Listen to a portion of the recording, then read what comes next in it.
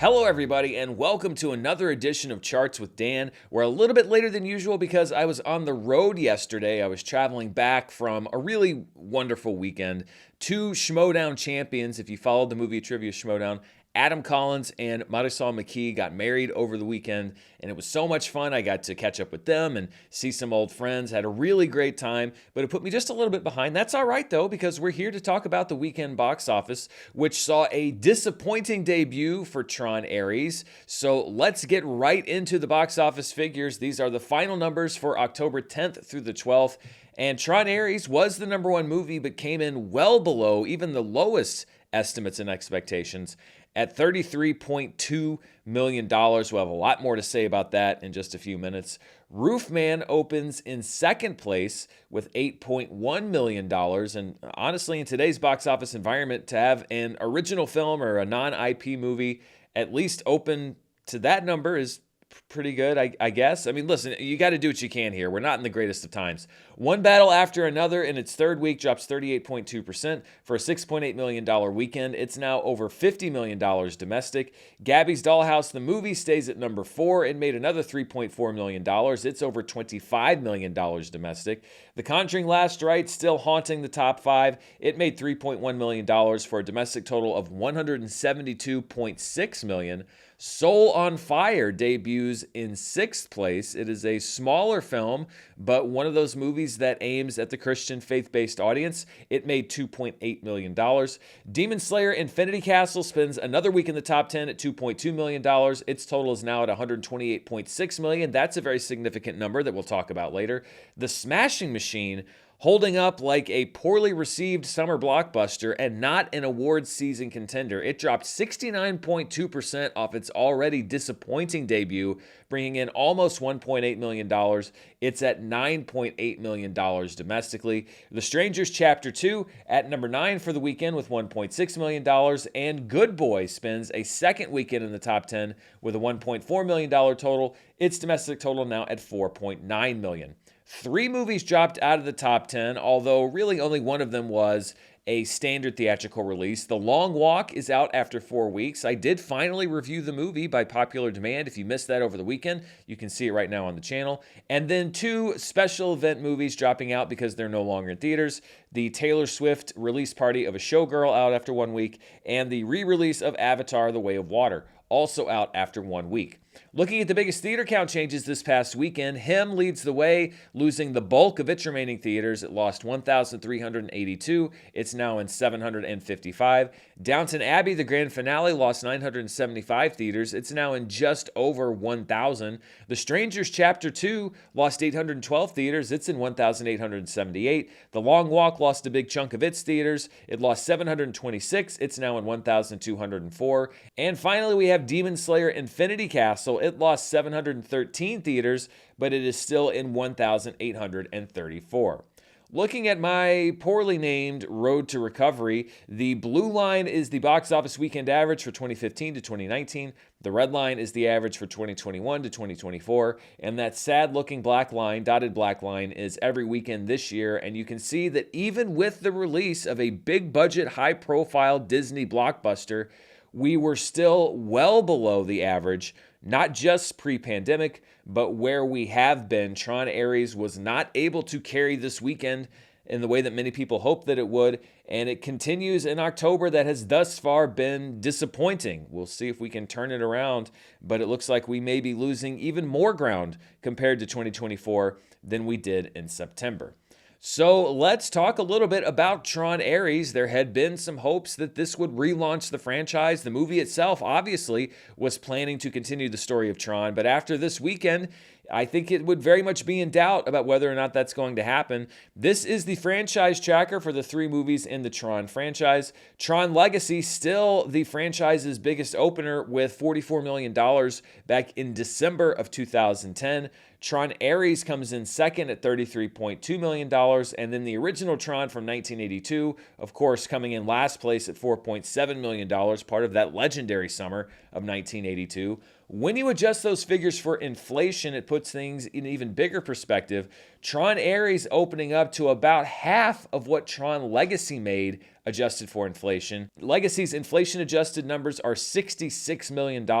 Then we have Tron Ares at 33.2, and the original Tron with an adjusted opening of $15.9 million. Looking at the franchise as far as total domestic gross, Tron Legacy at $172 million. It came out around the holidays. I often even underestimate, and I think I did right here on the show, how much money it made. It was not a runaway success due to its high budget, but it wasn't a complete flop either. Tron Ares is not going to get anywhere near that number. It's at $33.2 million. The original Tron made $26.9 million, so in the record books, Ares is already in second place. But when you adjust for inflation, Tron Legacy goes up to $258 million total domestic. The original Tron comes in at $90.3 million. And Tron Ares is at $33.2 million, and given its opening and its reception, I think it is very much a question as to whether Ares will pass the original Tron adjusted for inflation or not. We'll see. It'd have to about triple its opening weekend, and indications aren't great that that is a sure thing to happen.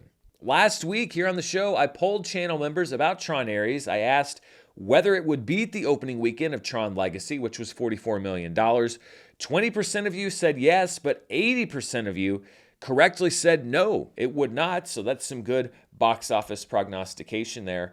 And for the member poll question this week, I want to focus on the future of the Tron franchise. The question is, do you think there will ever be another Tron movie theatrically released? You have three options. Yes, in 10 years or more, like we saw with Tron Ares and with Tron Legacy. Yes, in less than 10 years, or no, never. There will not be another Tron movie. You can vote right now in the member poll on the YouTube page, and the result will be revealed on next week's Charts with Dan. This is also part of a mixed string of movies for Disney. I think that that's being kind, especially when you talk about their big budget blockbusters. And that leads us into our trivia question for this week. Of the last 10 films released by Disney, not including 20th Century Studios, that cost $180 million or more, how many have opened to less than $100 million? So it has to be $180 million or more. So Lilo and Stitch, for example, would not count. So we're talking about their mega budget blockbusters. How many of their last 10 have opened to less than $100 million? And the answer is 7. Wish opened to $19.6 million, a big disaster. Elio opened to $20.8 million, again, another disaster. Tron Ares at $33.2 million. Mufasa the Lion King, kind of the outlier here because it opened to $35.4 million, but it was in that strange Christmas window and it ended up being a financial success. Then we have Snow White, which was not a good hit for Disney, which opened to $42.2 million. Thunderbolts opened to $74.3 million. That's better, but still was not a huge hit. And Captain America Brave New World opened to $88.8 million. Also not a big financial success. And even when you look at the three movies that cost $180 million or more and opened to more than $100 million, so that would be Inside Out 2, Deadpool and Wolverine, and The Fantastic Four, First Steps, only 2 of those movies were runaway financial successes. So Disney has not been having a whole lot of luck hitting with their mega budget movies in the last 2 years or so. And that's a trend they're going to have to reverse because at some point the rubber's going to meet the road. It's not unlimited money. Well, actually, maybe it is. I don't know. Anyway, something's going to have to change at Disney because they cannot keep absorbing body blow after body blow like this. Turning to some other movies that are still in the domestic top 10, One Battle After Another is now the third highest grossing Paul Thomas Anderson film domestically when you adjust for inflation at $54.6 million. It has passed Magnolia, and it's now less than $10 million behind There Will Be Blood to become his number 1 film all time adjusted for inflation. As we talked about on the show last week, when you don't adjust for inflation, One Battle After Another is already his highest grossing film domestically. And I mentioned a significant number for Demon Slayer Infinity Castle. It's at $128.6 million. That moves it past Crouching Tiger, Hidden Dragon to become the highest grossing international film of all time in the United States and Canada. So it was already number one across a bunch of lists. It's now number one on this list. When I featured it back when the movie opened, some people asked about Crocodile Dundee. That movie is a bit more complicated as far as the international film case. I could definitely see a case if you did want to count it as an international film. So if you choose to count Crocodile Dundee, I'm not putting it on my list, but if you want to put it on your list, it would be number one, and Demon Slayer Infinity Castle would be number two. Looking at the top films in limited release this past weekend, at number one was Kantara, A Legend, Chapter 1. I don't know what the theater count was, but it made about $800,000. It was a pretty slow week at the specialty box office. Eleanor the Great, in its third week, made $187,000. Its theater count is reducing. After the Hunt, the latest film from Luca Guadagnino, debuted in 6 theaters and brought in $158,000. That movie is opening wide this upcoming weekend. Anemone, in its second weekend, didn't have a whole lot of improvement over its first. It made $140,000, and the documentary Orwell 2 + 2 = 5 expanded to over 50 theaters and brought in $100,000. As far as the best per theater averages for the past weekend, After the Hunt tops the chart with $26,447 per theater in 6 theaters. The A24 film If I Had Legs, I'd Kick You played in 4 theaters and brought in $22,291. It expands to more theaters this upcoming weekend. Urchin, which made its debut at the Cannes Film Festival, it's a film by Harris Dickinson, brought in $14,475 per theater in 3 theaters. As you can see, we're in fall, which is the season of the festival film and the platform release. Tron Ares brought in $8,310 per theaters in each of its 4,000 theaters. And the film Re-Election, playing in just 1 theater, brought in $6,683. Looking at the fall holiday box office, so this is all the movies that opened basically post-Labor Day or starting on Labor Day weekend through the end of the year. The Conjuring Last Rite still at number 1, with Demon Slayer Infinity Castle at number 2. One Battle After Another, Downton Abbey, the grand finale, and the Taylor Swift release party round out the top 5. The Long Walk is at number 6. Tron Ares enters the list at number 7. Gabby's Dollhouse, the movie's at number 8. Him moves down 2 spots to number 9. Hamilton moves down 1 spot to number 10. And The Strangers, Chapter 2, is off the list altogether. We've got so much to cover on this episode, but before we do, I'm going to thank today's sponsor. This video is brought to you by HelloFresh. It's fall, that time of year when you just want to curl up on the couch with a nice hot meal. And what's better than a meal that you cook at home? But fall also means football games and Little League and leaf peeping.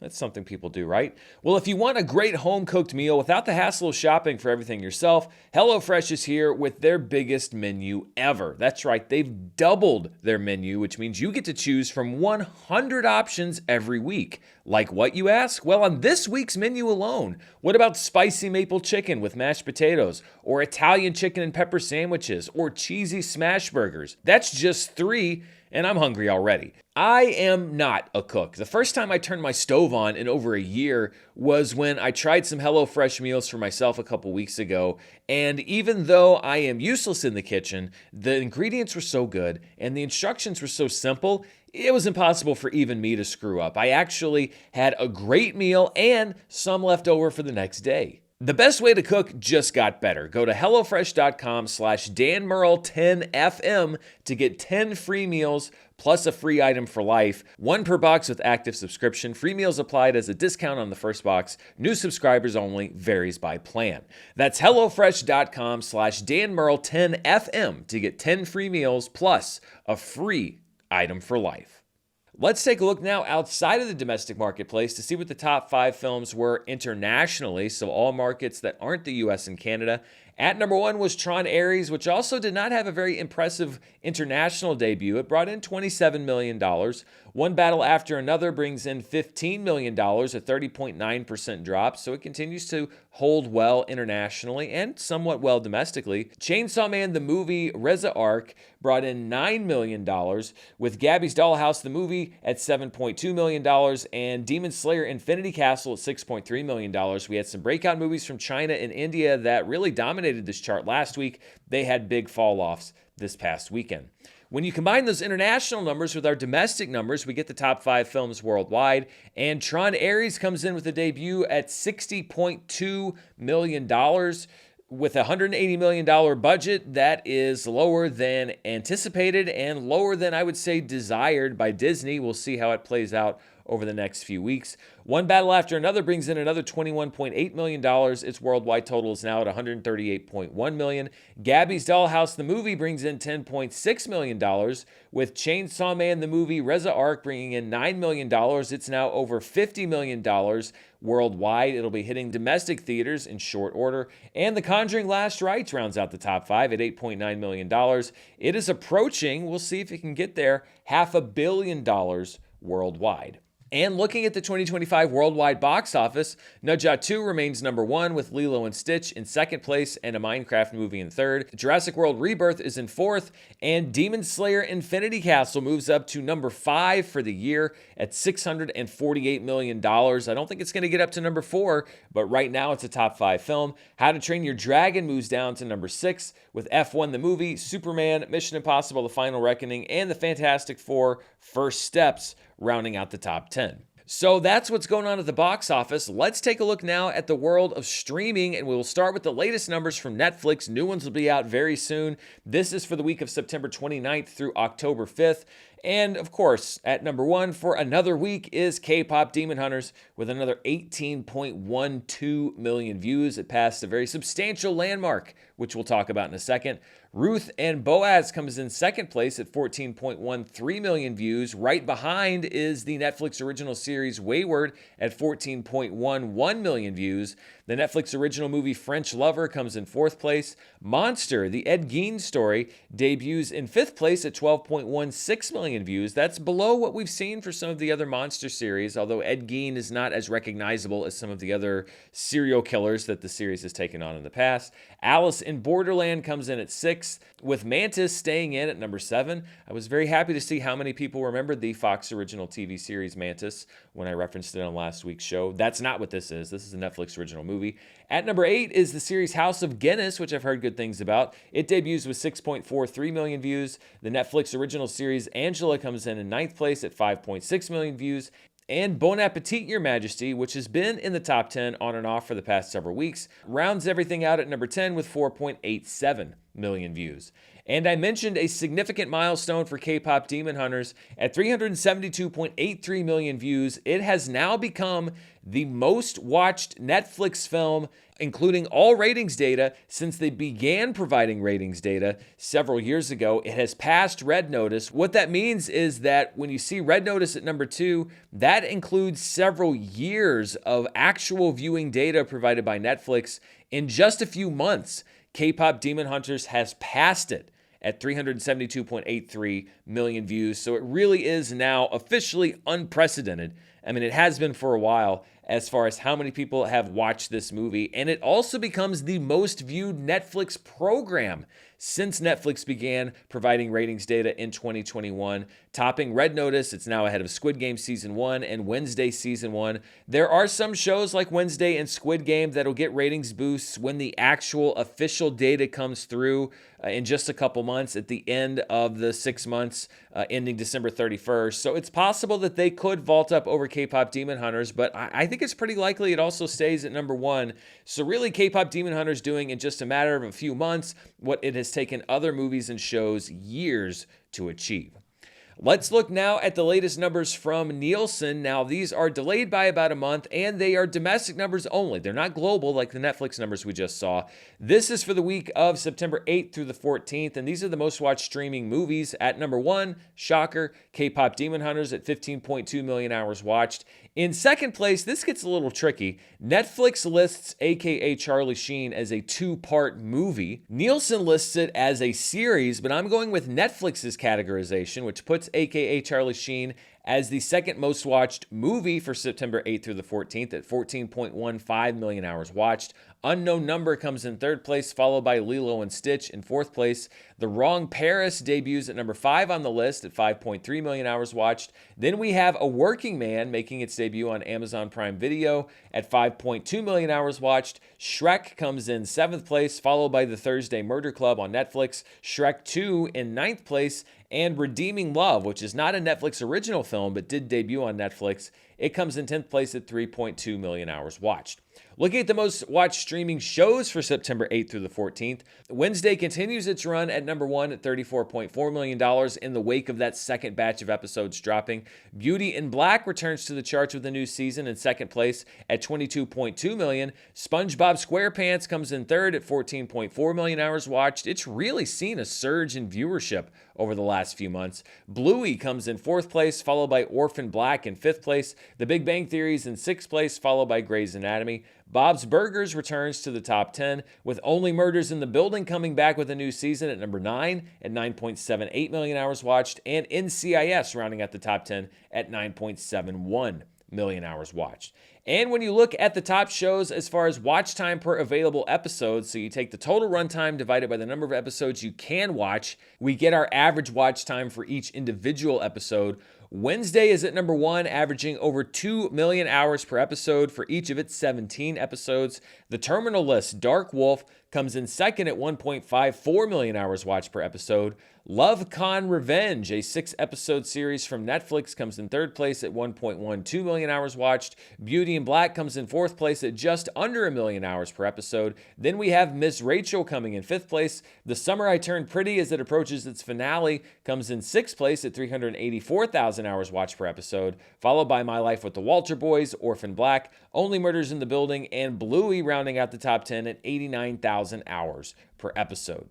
And those are all the numbers I have for you, but before we go, I wanted to point you towards some things you might be interested in, both at home and in theaters this upcoming week. First of all, today, available for premium video on demand and digital purchase, is A Big, Bold, Beautiful Journey. The Strangers, Chapter 2, also reportedly available today to rent at home and purchase as well. Tomorrow, Ballad of a Small Player will have a very limited theatrical release, a Netflix-sized release, ahead of its debut on the streaming service October 29th. This is Edward Berger's follow-up to Conclave, which of course was nominated for multiple Oscars last year, and stars Colin Farrell as a degenerate gambler.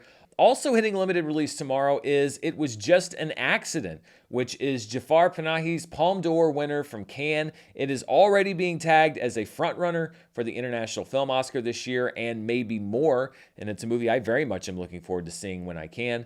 On Thursday, Season 3 of The Diplomat debuts on Netflix with an 8-episode third season. And also premiering on Netflix this Thursday is the new version of I Know What You Did Last Summer, which hit theaters this summer. Opening in theaters on Friday, the big wide release is Black Phone 2. I really liked the first movie, and I'm interested to see what's going on with this one. I'm going to try to catch it on Thursday when it hits theaters. Good Fortune also opens in theaters this weekend, starring Keanu Reeves as an angel who does a body swap type thing with Aziz Ansari and Seth Rogen. As I mentioned earlier, expanding wide this weekend is After the Hunt. I've heard some interesting things about this movie that is also on my to-watch list for this weekend. And in theaters around the country this upcoming weekend is Truth and Treason, which is the latest from Angel Studios. It's about a young boy in Nazi Germany who begins to learn the truth about the regime and forms his own resistance. Expanding to many theaters, although not quite as wide as After the Hunt, is If I Had Legs, I'd Kick You. Rose Byrne's performance in this film getting a lot of buzz. It debuted at Sundance all the way back at the beginning of the year. In a very limited release this weekend is Frankenstein from director Guillermo del Toro. It hits Netflix on November 7th. I'm going to be hitting the road to see this one on the big screen tomorrow, so I should have a review of that one for you later this week. The Mastermind hits limited release this upcoming weekend. I heard it was an AMC mystery movie along with some other chains. It's the latest from Kelly Reichardt, which is an interesting choice for a movie that audiences don't know that they're seeing. Josh O'Connor plays a wannabe thief who believes that he has planned the perfect heist. Also entering limited release this weekend is Blue Moon, which is one of 2 Richard Linklater films this year and one of 2 Ethan Hawke films premiering this weekend. Ethan Hawke plays Lorenz Hart, former partner of Richard Rodgers, and it's set on the opening night of the musical Oklahoma. Hitting Netflix this Friday is a documentary that also premiered at Sundance earlier this year called The Perfect Neighbor. It's told entirely through body cam video, and it is about a really horrific act of violence that occurs in a neighborhood. It is an infuriating, frustrating, illuminating, enlightening documentary. I very much recommend seeing that film. And debuting on Apple TV Plus, reportedly soon to be just Apple TV, is the 5-episode docuseries Mr. Scorsese, which promises unprecedented access to Martin Scorsese, his career, and his insight from being one of the greatest directors ever. And that's everything I've got for you this week on Charts with Dan. As I mentioned, it looks like this is going to be a review-heavy week. I'll be on the road to see Frankenstein tomorrow, so there won't be a live show tomorrow afternoon because I'll be away from the studio, but I'll hope to make up for that with some reviews and other stuff. So be sure to stay tuned, hit that subscribe button, hit the bell so you know when I upload a new video. But most of all, thank you for watching this video. Thanks to HelloFresh for sponsoring the video. Be sure to check out more about them in the description below. Until next time, stay safe, and I'll see you then. Bye.